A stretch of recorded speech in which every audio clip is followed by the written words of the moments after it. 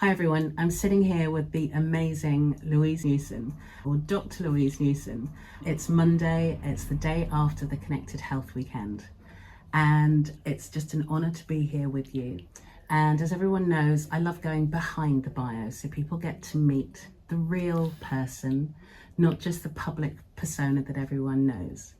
So I'm going to ask you a question because I'm a fan of connections. And I realise that it's not just the connections, for example, that we've made, it's also the connections of things that have happened in our life, good and bad experiences that bring us to where we are today.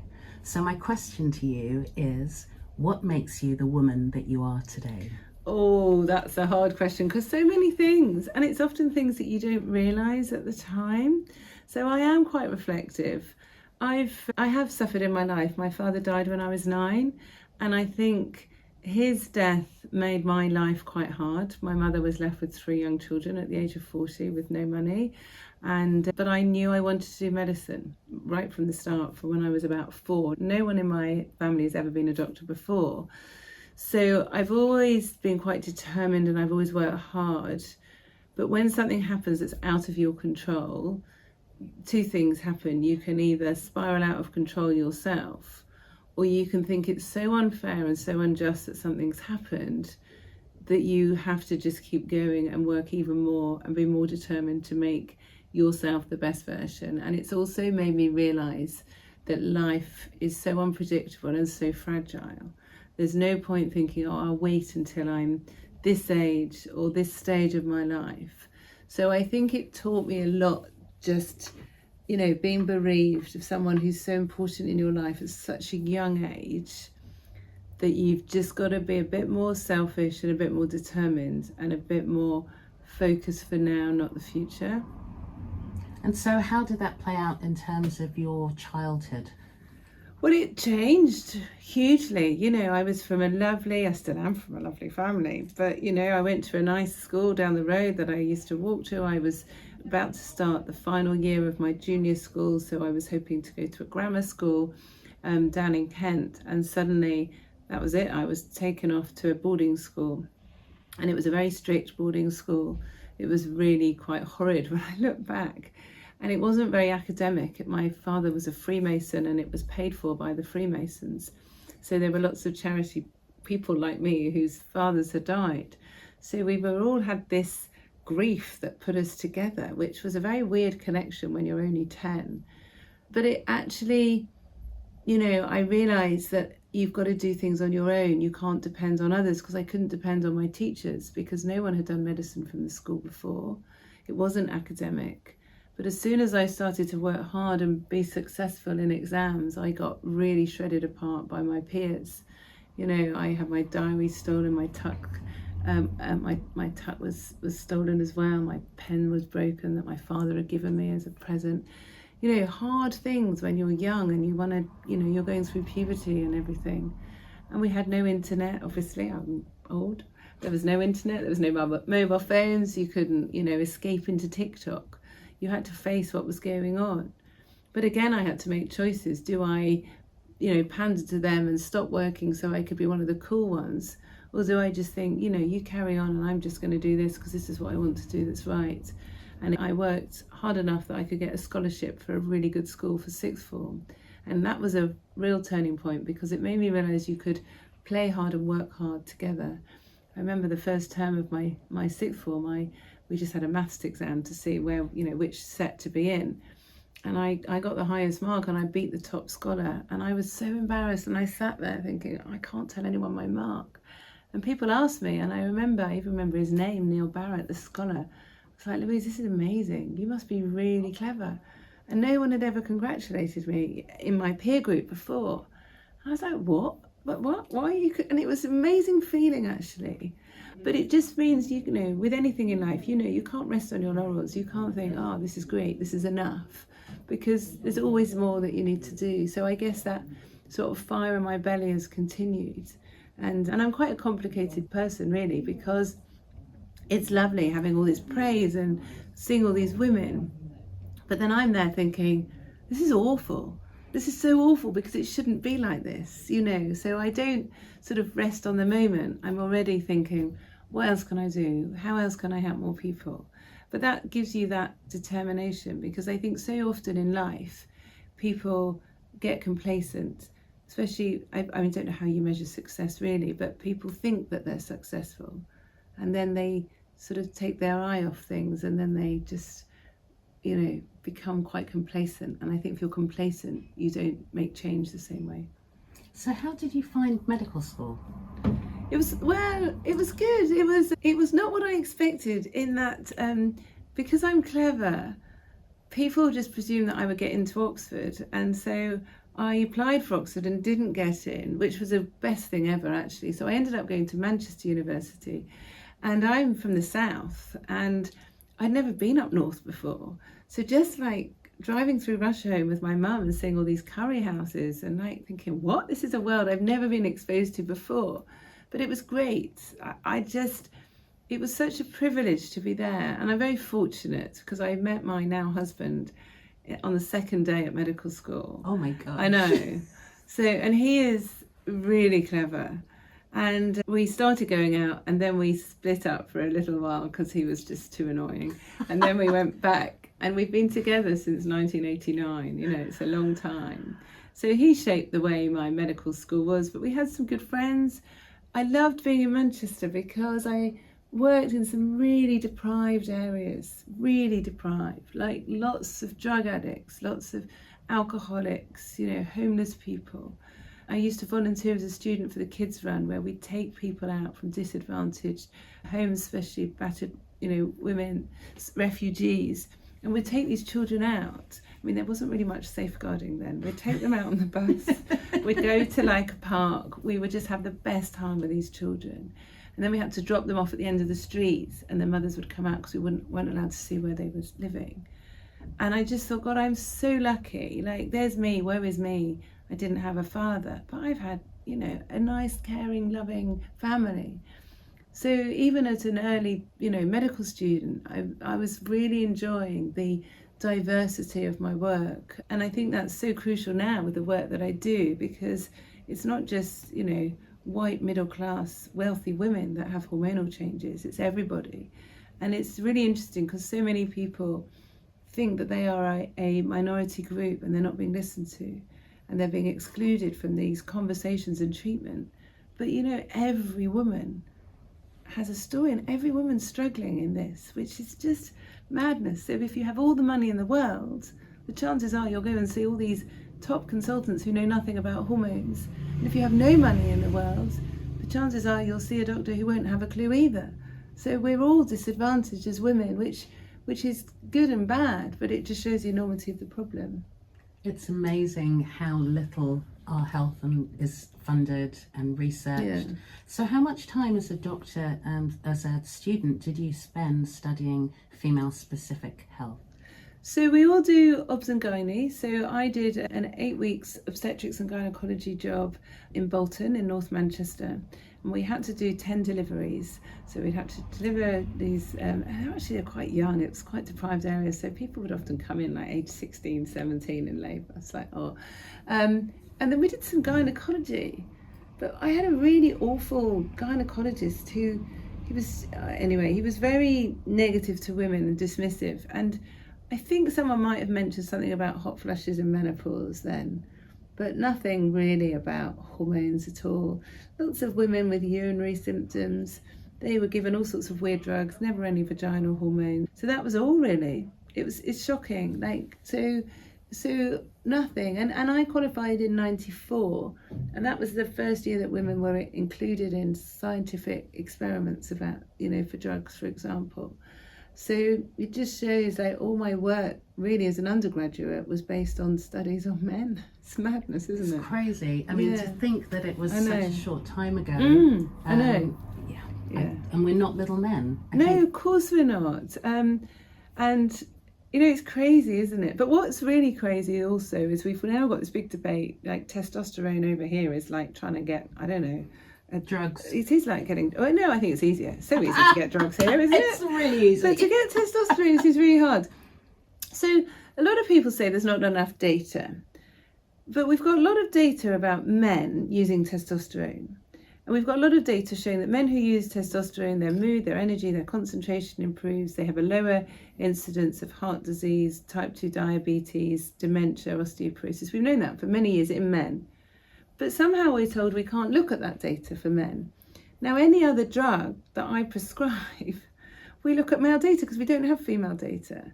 So, like, even that is just ludicrous. Do you know what I mean? It's we just treat it differently, and I don't understand No, I don't why. either. So what brought you on this course then to being the hormone and menopause champion that you are? Yeah, it just happened, like a lot of things in medicine, or in life, really. You don't always, I think those people that say they've got their plan and they know what they're doing, I just don't believe them, actually. But maybe I'm just cynical. No, agreed.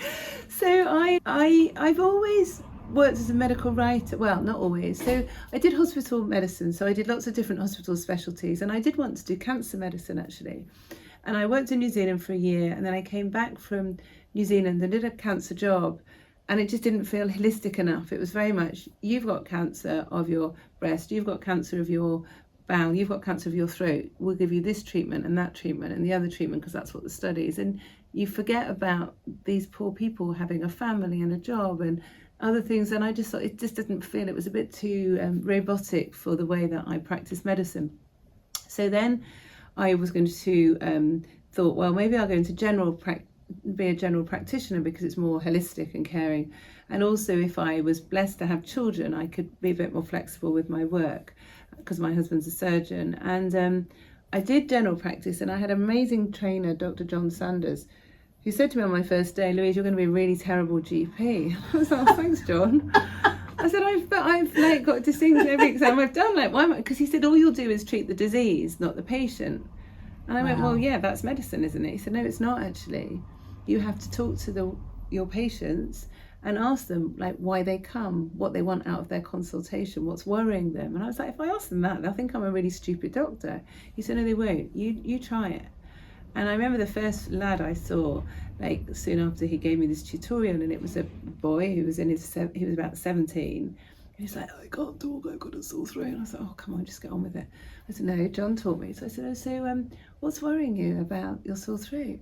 He said, well, my mum's in intensive care and she's going to die soon. And they said if it was, I know, I still get sad about it, but if I needed antibiotics, then I can't see her. But if it's a virus, then they'll let me see her.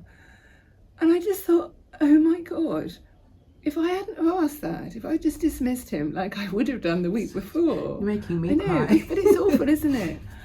I just thought that would have been it. He might never have seen his mum before she died. And that's quite extreme.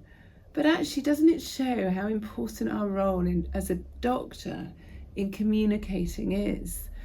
And obviously he had a viral infection. He could go and see his mum. He thanked me later, you know. So that showed me the power of communication and really involving our patients. But then I wrote a weekly column. So I only worked part-time as a GP after I qualified because I quite soon had my eldest daughter. So I did 2 days a week as a GP. And then when I had my third daughter, I only worked 1 day as a GP. And the rest of the time I did medical writing. So I would summarize like guidelines, and I would summarize conditions. And I did a weekly article for doctors, for GPs. But then I also wrote for patients and people about conditions. And because Google was just starting, there wasn't much information, medical information, so I started writing. But I would always base what I wrote on evidence and, you know, good papers and everything. And even in 2002, I found my weekly articles recently, and I'd written about the WHI, the Women's Health Initiative study. And I just wrote to say, this is a study, but it's not a great study because it's using the wrong type of hormones, but it still shows it helps with osteoporosis, it helps with symptom control. And that was as far as I thought. I didn't realise the whole world was falling apart outside my GP practice.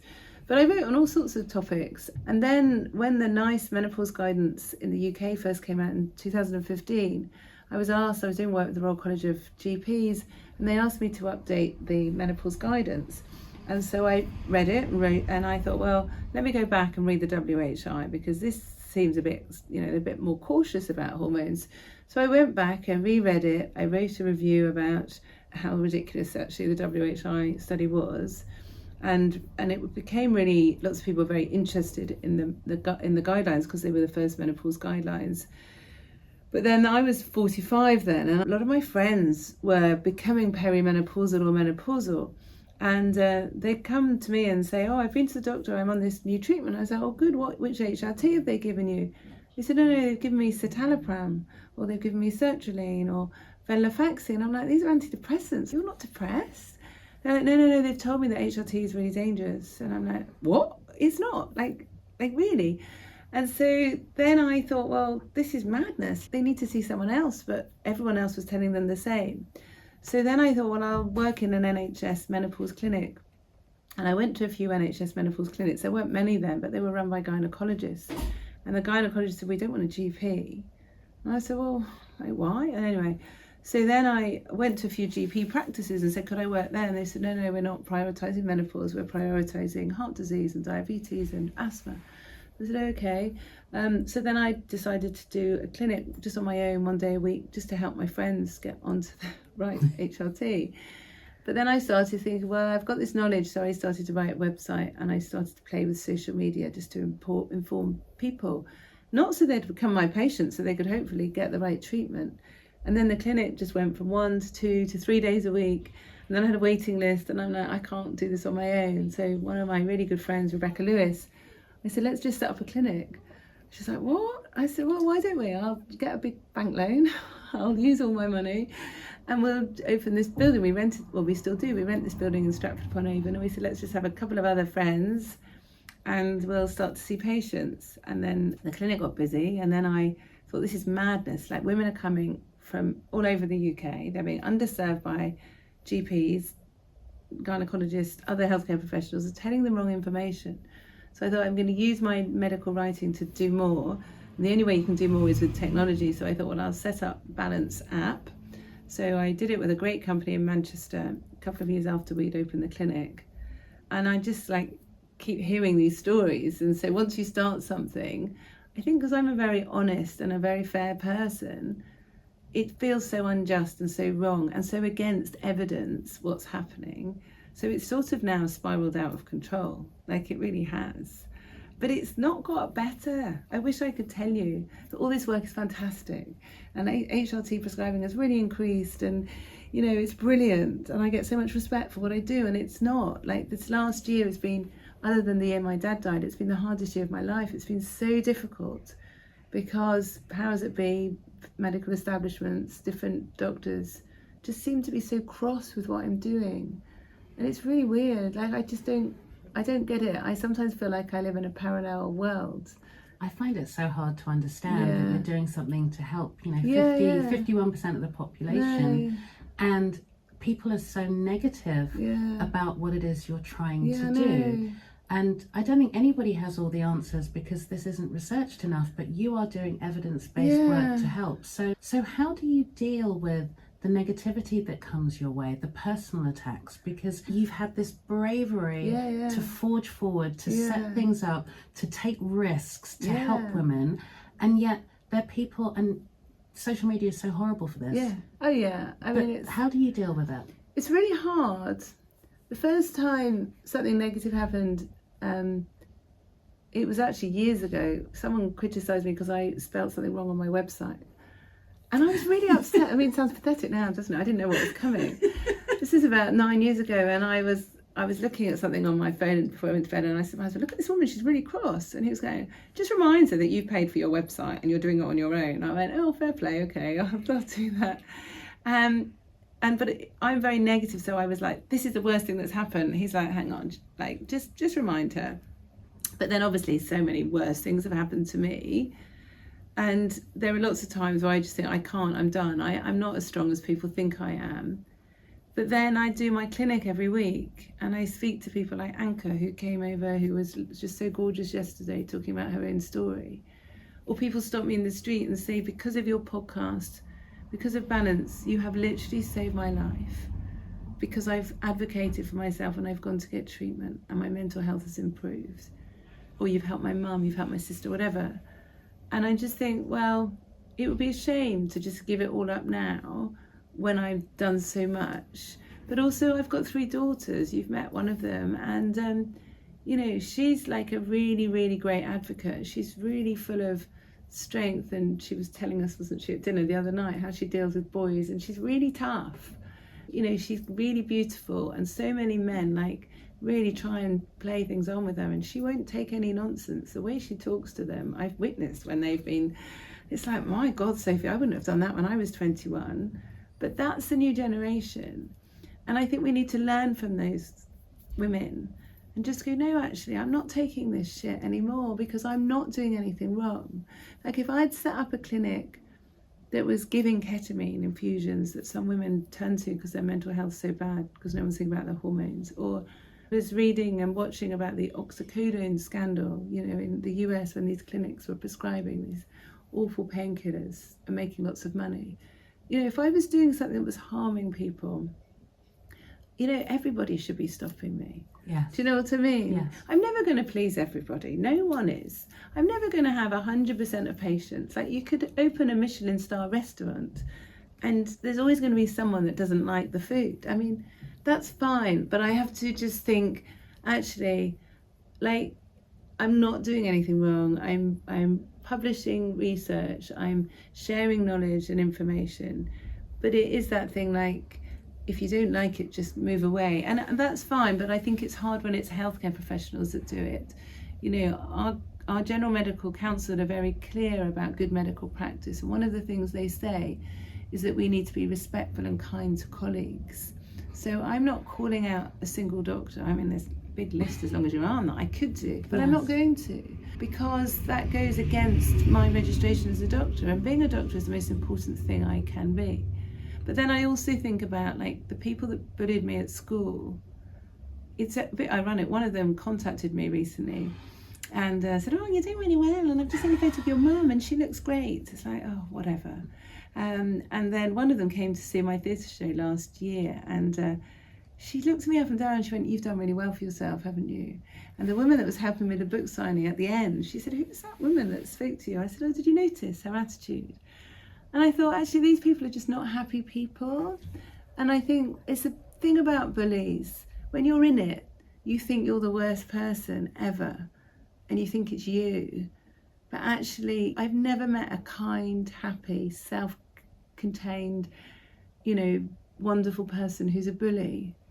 And I think that's where you've got to learn it yourself, haven't you? I couldn't agree with you more. And it's, you know, I try my best not to say negative things about other people, not to pull them down. But what I've realised is when you look at those people, they are not happy in themselves. I wouldn't want to switch places with any of these people because I look at them and say, there's something in you that's not happy, and that makes you project outwards. It's cruel, but actually, keep doing that if that's your thing, but you will never achieve this inner sense and I think of balance. it's tough. You know, I have this Teflon coat, and doing yoga really helps me. And my husband's great at just sort of compartmentalising things. Men are generally very good at compartmentalising. Yeah, but it's good to be like that. And it's good to know you can't please everyone. And, you know, and I think you could really, it's very easy to see fault in everybody. We've all got faults. But I sometimes, that's why social media can be quite funny as well, because I can look at some of the doctors who are very negative about me. I see their own social media. But some of them look so angry, they look so miserable. Yes. And I'm like, God, maybe you just need a bit of love in your life. Yes. Maybe you just need a hug. But, you know, don't reflect it. And I've tried really hard, like with the negative things that happen in my life, not to share that burden with my children, because it is often a generational thing. It's, you know, if you have something negative, and it's not their fault that I've had a difficult time in my past, but it's no one's fault, it's just happened. But, you know, I think it was interesting, we went out for this lovely dinner, didn't we, the other night, and, you know, Sophie was like, oh, the energy was so good, but we were all there, like, lifting each other up. Yes. It doesn't mean we need to be each other's best friends. Or agree with absolutely everything, but we can just, like, shine each other. And I think that's where this journey for me is like amazing, because, you know, I'm very humbled with like the lovely things that people say about me, but then I really try hard to be so positive to everybody as well. And I think that makes a big difference, actually. And you can see this sort of camaraderie, this joining together. which I think like bullies don't have, and they probably want, but they're never going to get it unless they change. I think there was so much of that in the room There was. at the Connected Health Weekend, and I think I had a similar experience where one of my friends who the amazing volunteers were helping, and somebody came up and asked for something or said something, and afterwards they were like, who's that? Do you know what I mean? That they feel that energy. And I think for me it's pulling those people around us who have this amazing energy, and if we all work together we can change so much. But it's about doing it together. So you touched on something earlier, and you talked about yoga. It was very difficult to keep people away from you at the Connected Health Weekend. We tried to put a little bit of a barrier around you, but at the end of the day, there was one point I saw you were so exhausted, and I was just like, no, you can't speak to Louise now. How do you take care of yourself, being the hero that you are to so many? What is your self-care like?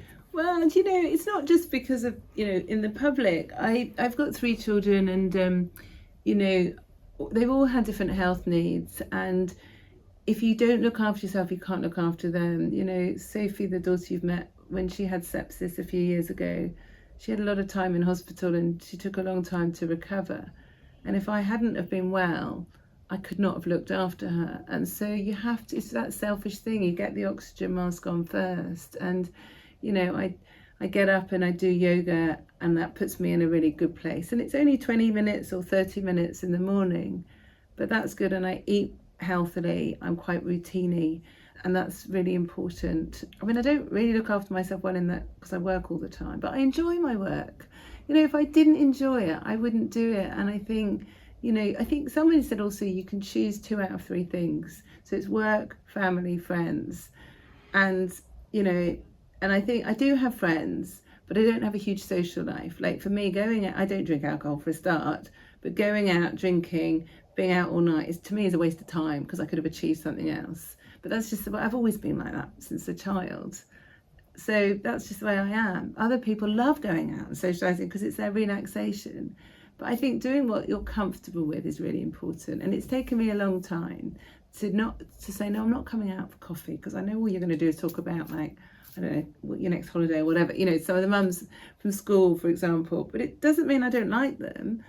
But actually, what's the point of going and then feeling like I don't want to be there? Because that makes it worse. But it takes you quite a long time to realise that. Yeah, I'm quite like careful, and I have learned to say no a lot more. And now with my work, it's the impact factor. You know, my mum, who can be a bit negative, is like, why are you going to Amsterdam? Why are you taking this time? And they're not paying you. It's like, no, because I think it will have quite an impact. I just feel that it will. I feel like I've come and just planted a bomb, and like everyone else can pick up the pieces now and I'm leaving. But that's fine, and that's what I wanted. But if I was coming over to talk to 3 women and that was it, then I wouldn't have come. Do you know what I mean? So, and that's where, like, the ripples that carry on coming from the work that I do, that gives me a lot of pleasure. It's funny, we had a panel discussion yesterday because we had so many tracks running alongside each other, and we touched on this thing of selfish, and one of the amazing women on stage said, actually, let's turn that into self, and putting ourselves first. And it was exactly the same message of, we are the only people who can make ourselves happy and know what we need. And that oxygen mask analogy was just, it's really important. And I do think more and more, because obviously I listen to so many stories from women, and you know, in my consultations, people are very, very honest and frank about their own relationships with their partners. And I do feel very fortunate that my relationship with my husband is completely solid and very honest, so we can be really frank with each other. But also, I don't feel that I have to prove to him. You know, I'm working really hard on a big project at the minute, and so when I'm working, he knows I'm working. He's not there going, oh, come and sit next to me, come and have a glass of wine, come and watch, you know, whatever. He's quite independent, and you know, I'm going back this week, and then he's going over for a conference to Turin. So we sort of like ships in the night, and then my mother's going, oh, what's your relationship? Are you really? Yes, because we've got such a solid foundation. But I think as women, we often try and please, if it's our partner or our, you know, our family, or we just worry that we're not getting it right. We'll never get it right. Yeah. Like, we'll never get everything right. But I think we need to make sure that we're selective, I suppose, on who we're with and who we choose to be with, and knowing that we're not perfect. Like, I know I'm not perfect. I'm a nightmare to be with. But that's fine. I've got insight, and I think that helps as well, you know. I think when people pretend that their lives are fine and they're, you know, my life is organised chaos, you know, I don't mind admitting it. But this is the kind of thing where, I mean, the line for womanship is share more, worry less. Of course. And so often I feel that, you know, when we dig below the surface, you think you're the only one, and you think, and actually, you know, you saying things like that just show everybody how human we all are. We all have a story. It's really funny. There was a situation where I shared something the other day, and I said, you know, with my current partner, when we first went out, when we used to fall asleep, I used to try and match my breathing pattern to his for him to fall asleep first. And I remember thinking, looking back and going, that's insane. Yeah. We give so much of ourselves away. And my friend said, oh, I did the same thing. And again, it just made me go, I'm not the only one. You see, it's amazing, isn't it? I get really cross if Paul goes to sleep before me. I like want to wake him up a bit. So luckily we both go to sleep quite quickly, but it's just funny, isn't it? But you want that honesty where you can laugh about it, but a lot of women aren't. A lot of women are really like scared of their situation, especially when it comes to relationships. And I think that's just so sad, because actually the partner, whether he's male or she's female, it's irrelevant for this conversation. They're probably having some issues as well. But it just, this wall starts building, doesn't it? And that's really sad. And so many women live in this environment where they're not happy and don't have the strength to do anything about it. And that, you know, I love these stories where you hear of women who've come out of these situations and tell their stories and show women, you know, it's better to make yourself unhappy than somebody make you unhappy. Totally. Absolutely. So I just want to touch on one thing about what you do, and this wasn't really work related, as you know, but for me this is something really important to get across. One of the things that you kept saying again and again and again, it's about treating the individual and doing what's right for the individual. And that's something I really want people to understand, because I think people are talking about you and things that I've read, and the negative side is what you're doing wrong.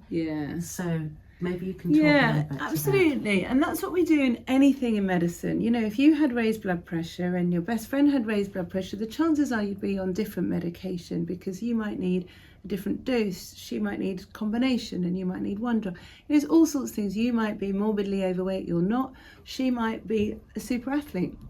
You know, everyone's different.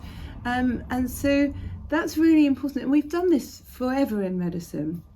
But somehow when it comes to hormones, it's like, oh, there's these guidelines, you've got to go to these guidelines, you've got to do this, and you've got to do this, and you've got to do that. It's like, hang on, let's just unpick it. And that's why the weekend I was trying to make it simple, thinking about how the hormones, and I specifically spent a lot of time talking about how hormones work in our body. So not about how HRT works, because that's been lost in the conversation. So there's some guidelines that over here you're being told that if you're perimenopausal, you have to have contraception.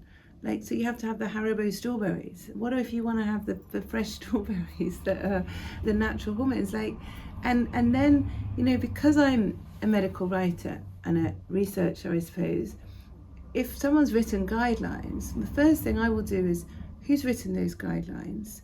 Where do they work? What are their conflicts? Because that's really important. Hugely. You know, our NICE guidance, I'm not mentioning any names, but there are people on there who are funded for non-hormonal research. So that already tells you they prefer to think about non-hormonals, which is fine.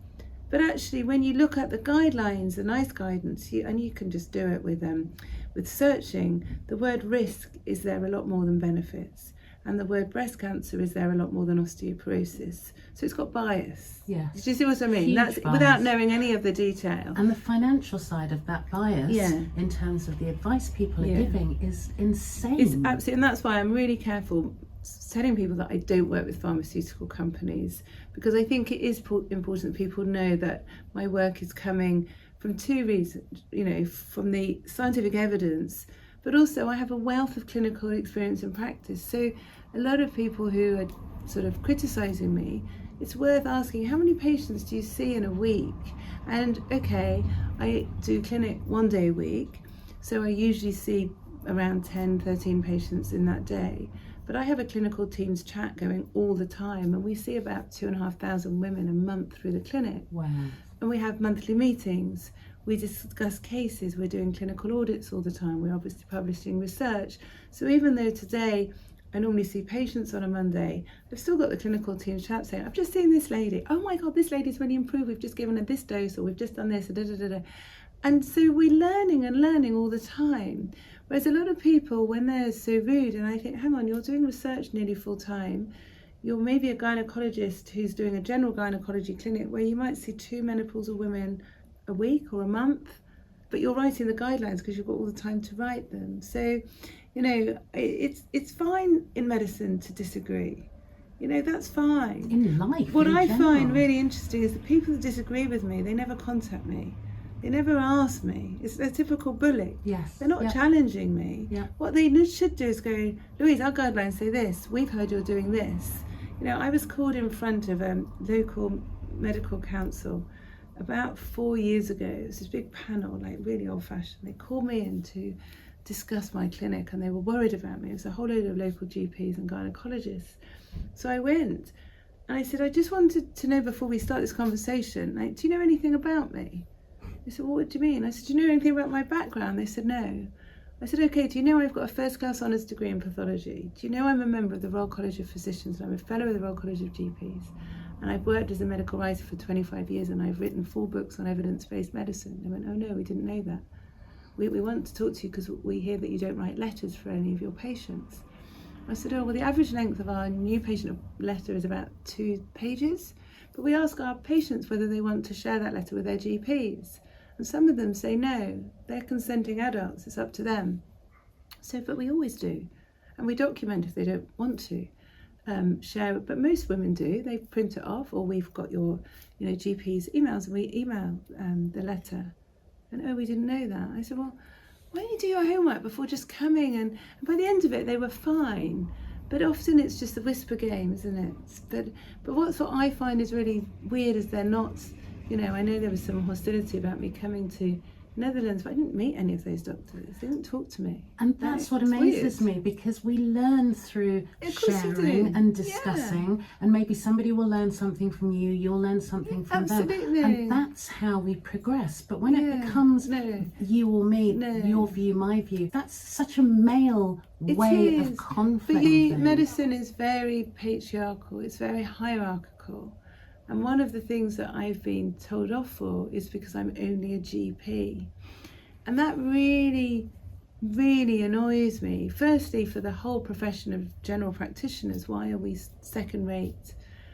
But why should gynecologists, and it is usually gynecologists, own women's hormones? Because that doesn't make sense. I've had far more medical training and psychiatric training than most gynecologists. But my husband's a reconstructive surgeon. He's goes and he teaches in Africa a lot. And surgeons do things differently. You might have a left-handed surgeon and a right-handed surgeon. They'll do things differently. They can learn from each other, but they can still do things, and you're still going to get a good outcome. So it just feels weird, but it's happened for many years actually. When you look at the history of women, especially in medicine, a lot of women have been taken down. Yes, I think in general, but I think your experience also is one of the things why we were so honoured to have you at the Connected Health Week, because it is about connection. These things don't happen in isolation. No. So if you're just going to your doctor and saying you feel depressed, you're going to get an antidepressant, as you said, if you're not asking. But everything is connected with our health. I could continue asking you questions and not asking you questions, actually just chatting with you, because seeing the woman, as we did from the very first moment, we saw each other in real life and gave each other a hug, it felt like we knew each other. You are a beautiful person inside and out. What you do for women is incredible. I'm so honoured that you took the risk on this unknown group of women and said you would come to the Netherlands, to Amsterdam, when so many women I know have asked you beforehand. So thank you very much. Thank you, and well done for doing it. I'm just looking forward to seeing what's going to happen, because I do think a change is going to happen over here, because you guys are strong people. You've got strong people supporting you all as well. What saddens me just quickly is that I know a lot of people will have that fire in their belly. They'll go to their doctors and they'll be told, no, don't listen to her, don't do that. But that's where you guys will just pick up the pieces, I really hope, and move this conversation forwards. Thank you again. This is Nicolette Lazarus signing off from Womanship, and just going to say, as always, share more, worry less. Yeah, thank you.